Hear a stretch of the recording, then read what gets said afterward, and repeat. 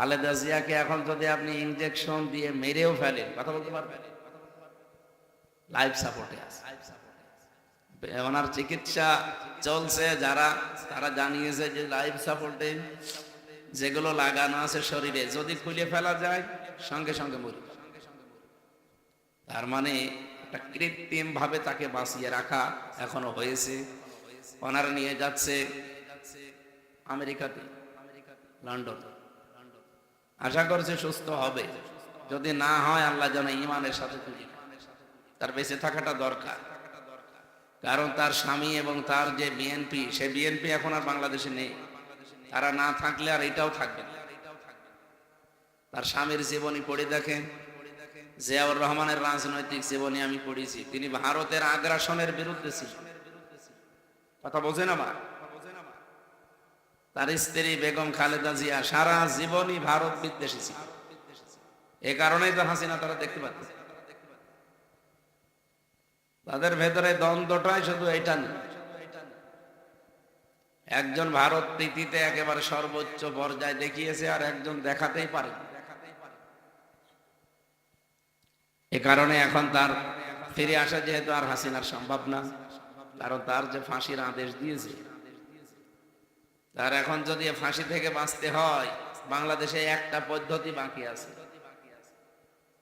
হাসিনা যদি দেশে ফিরে এসে বাঁচতে চায়, আসলেই তো ফাঁসি হয়ে যায়। যদি বেঁচে থাকতে চায়, ওনার একটা পদ্ধতি আছে। কি বলেন তো? কিসের ক্ষমা? ক্ষমা ইউনূস ক্ষমা করবে? ডক্টর মোহাম্মদ ইউনূস ক্ষমা করবে তারে? সে চালানো চালিয়েছে এই বুড়ো মানুষটা।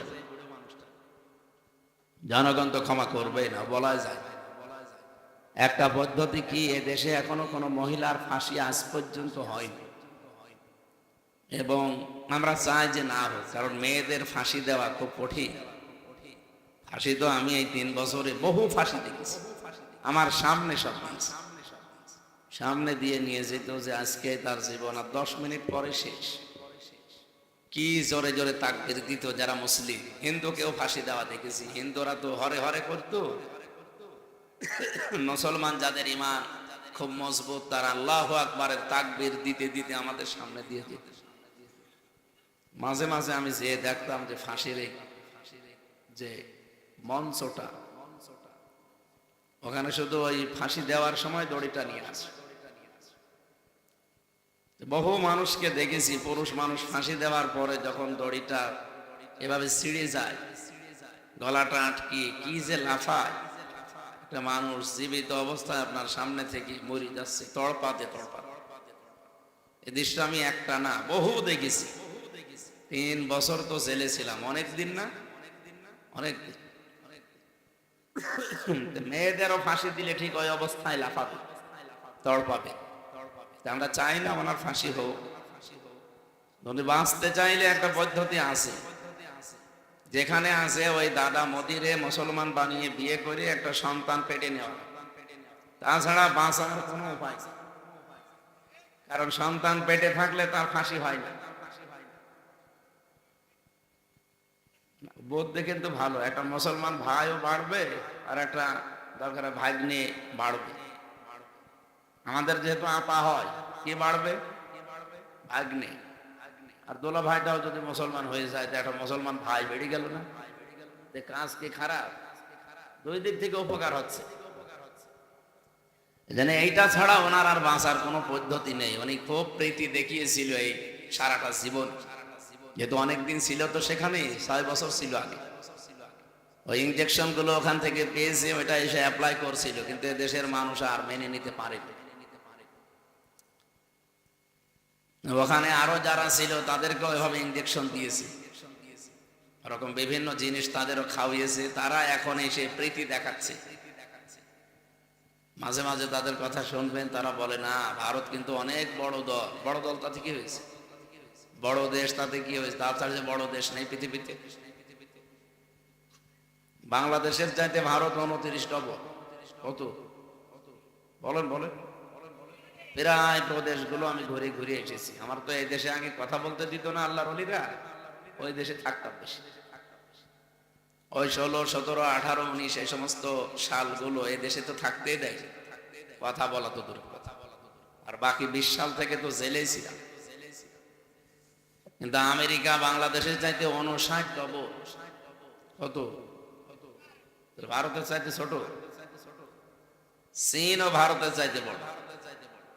দেশ বড় হলেই যে শক্তিশালী হয় তা, মাল থাকা লাগে ভেতর। ওদের যত মানুষই আছে ওদের ভেতরে একটা ভয় আছে, কারণ সে জিনিস ঈমান নেই। আর আমাদের মানুষ যাই হোক, আমাদের ভেতরে যে ঈমান আছে পাওয়ার দিয়েছে। এক আবুল সরকার শুধু গাল দিয়েছে, ওরে মনে হয় যে নামাজ পড়ে না, সেও গালি দেয়। আমি কি বেশি বললাম? যে নামাজ পড়ে না, ঈদের নামাজও পড়ে না, সেও গালি দিচ্ছে। ওনার জন্য দোয়া করছি মন থেকে, শুধু এই কারণে উনি ভারতের আগ্রাসনের বিরুদ্ধে সারা জীবন লড়াই করেছেন। এখনো যদি সুস্থ থাকতেন, বেঁচে থাকতেন, এভাবেই করতেন। এই জন্য তার বেঁচে থাকাটা দরকার। ওনার এই যে কথাবার্তা আল্লাহ বন্ধ করে দিয়েছে। এখন যতই আপনি পিটান, যত ইনজেকশন দেন, কথা কিন্তু আর বলতে পারছেন। তার মানে হাদিস কোরআনের ব্যাখ্যা অনুযায়ী ওনারা যে ফেরেশতারা যে দায়িত্বগুলো পালন করে, ওইটা পালন করা বন্ধ করে দিয়েছে। মরণের আগে একজন পানি যে সরবরাহ করে, এই ফেরেশতা এসে বলে, আল্লাহর বান্দা হামজা, তোমার জন্য তামাম পৃথিবী সব ঘুরে আসলাম, এক ছটাক পানিও তোমার জন্য আর বরাদ্দ নেই, আমি বিদায় নিলাম। এতদিন তোমার জন্য ছিলাম, আমি কাজ করতাম, কিন্তু এখন দেখছি যে এক ছটাক পানিও তোমার জন্য আর তামাম দুনিয়ায় নেই। খাবারের যে দায়িত্ব আছে ফেরেশতা, ওটা এসে বলে, হামজা, তামাম পৃথিবী ঘুরলাম, কিন্তু 100টা খাবারও তোমার জন্য আর বরাদ্দ নেই, আমি এতদিন ছিলাম, এখন বিদায় নিলাম, থাকো। একটা একটা করে প্রত্যেকটা ফেরেশতা এসে যখন বিদায় নিয়ে চলে যায়, সর্বশেষ আসে হযরতে আজরাইল। কে বলেন? বলেন। হযরতে আজরাইল ফেরেশতা আসে। উনি আর অনুমতি নেওয়ার জন্য না, উনি এসে জান কবজ করে। এই পৃথিবীতে শুধু 2 জন মানুষের কাছে হযরতে আজরাইল অনুমতি চেয়েছিলেন। একজন হযরতে আদম আলাইহিস সালাম। এই মোবাইল বন্ধ করে রাখেন, কথা না শুনতে চাইলে বাড়ি যাবেন, কথা শুনতে চাইলে বন্ধ করে রাখেন, ভালো করে শুনুন। হযরত আদম নবীকে আল্লাহ 1000 বছর হায়াত দিয়েছিলেন। উনি ওনার সন্তান হযরত ইদ্রিস নবী আলাইহিস সালামকে কিছু হায়াত দান করে দিয়েছিলেন। হযরত আদমের সামনে যখন তার সন্তানগুলো এনে রাখলেন যে কার হায়াত কতদিন, এতদিন বাঁচবে, এতদিন বাঁচবে, আল্লাহ পাক হযরত ইদ্রিস নবীর দিকে তাকিয়ে বললেন, আল্লাহ, একটা বিচার হইল, আমারে দিয়েছো 1000 বছর হায়াত, আর আমার সন্তান মাত্র 60 বছর। এটা তো মেনে নেওয়া যায় না, এর হায়াতটা তুমি আর একটু বাড়িয়ে দাও। আল্লাহ বলেন, না, কলম দিয়ে লেখা হয়ে গেছে, আর কলমের কালি শুকিয়ে গেছে, আর লেখা সম্ভব না। তুমি যদি কিছু করতে চাও, নিজের হায়াত থেকে ওরে ধার দাও। সন্তান হিসাবে হযরতে আদম নবী ওই দিন ইদ্রিস নবীকে হায়াত ধার দিয়েছিলেন 40 বছর। কত? উনি বললেন, অন্তত তারে 100 বছর বাঁচার মতো একটা ব্যবস্থা করে দেন। উনি 100 বছরের দুনিয়ায় বেশি ছিলেন হযরতে ইদ্রিস নবী। আদম নবী যেহেতু 40 বছর ধার দিয়েছে, থাকবে কতদিন? 960 বছর পর ঠিক ফেরেশতা আজরাইল এসে বলছে, আদম নবী চলেন। কোথায় যাব? আপনার হায়াত শেষ। উনি বলছে, না, আমি হায়াত জানি, আমার 1000 বছর হায়াত, আমার সব দেখা আছে। ফেরেশতা আজরাইল ওই দিন বলেছিলেন, আমিও জানি 1000, কিন্তু আপনি তো আপনার ছেলেকে দিয়ে দিয়েছেন 40 বছর। উনি বলছে, না, আমি দেইনি। দেইনি মানে?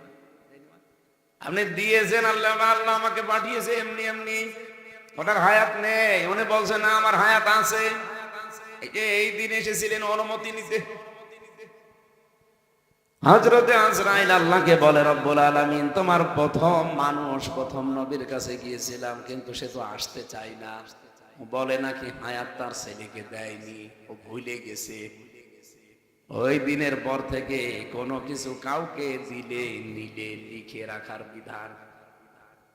মানুষ কিন্তু ভুলে যায়। মানুষ কি হয়, এদেশের বহু মানুষ আবেগে লাফায়, কিন্তু জায়গা মতো সে অনেকে ভুলে যায়, কারণ এটা মানুষের স্বভাব। নিসিয়ান থেকে শব্দটা এসেছে, নাস, ভুলে যায়। এই কারণেই মানুষের আরবি নাম কি বলেন বলুন। আবুল সরকার বলছে কুল আউযু বিরাব্বিন নাস, আল্লাহ নাচতে বুঝেছে, অথচ নাচ মানে কি, মানুষ। নাচের বাংলা অর্থ কি? এই যে মানুষ ভুলে যায় যে কোনো বিষয়, এই জন্য মানুষকে নাচ বলা হয়। হযরতে আদম নবীকে আল্লাহ পাক ফেরেশতা আজরাইল এসে এই লোকটার কাছে, এই নবীর কাছে অনুমতি নিয়েছিলেন, কারণ তিনি ভুলে গিয়েছিলেন। উনি 960 বছর পরেই লক্ষ্য করে বলেন, কি আমি এখনো 40 বছর পরে মরবো? আর আজরাইল আগে চলে এসেছে। না, আপনার তো হায়াতই নেই, আপনি তো দান করে দিয়েছেন। দ্বিতীয় নম্বরে আর একজনের কাছে অনুমতি নেওয়ার জন্য এসেছিল, তাছাড়া পৃথিবীতে কারো কাছে যে অনুমতি নেয়নি। আর এক নবীর কাছে এসেছিল অনুমতি নেওয়ার জন্য না, সরাসরি এসে বলছে আপনাকে আমি জান কবজ করতে এসেছি, অনুমতি নিতে না। হযরতে মূসা, বুখারী শরীফে পেয়েছি, হযরতে মূসা অনুমতি চাওয়া না, এক থাপ্পড় দিয়ে আজরাইলের ডান চোখ বের করে ফেলেছিলেন। উনি চোখ হাতে নিয়ে বলে, রব্বুল আলামিন, গিয়েছিলাম ভালো জায়গায়, নবী মনে করে, দেখেন আমার চোখ বের করে দিয়েছে। কেন, বিয়াদবি করেছ? না, আমি যে দান কবজ করতে গেছি, তুমি আমাকে বানিয়েছো এই দান কবজের জন্য মালাকুল মাউত। না, তুমি কিছু করেছো না, তোমার নবী মূসা তো মারার কথা না। ফেরেশতা আজরাইল বলে, আল্লাহ কিছু করি নাই, শুধু সালাম দিতে মনে ছিল না। আল্লাহ পাক বলেন, এই জন্যই তো বলছি কিছু না কিছু করেছো, সালাম না দিয়ে গেলে কেন? তো আমারও ছাড়ে না মাঝে মাঝে এমন এমন প্রশ্ন করে। মূসা নবী পৃথিবীতে সবচাইতে বেশি প্রশ্ন করেছিলেন আল্লাহকে।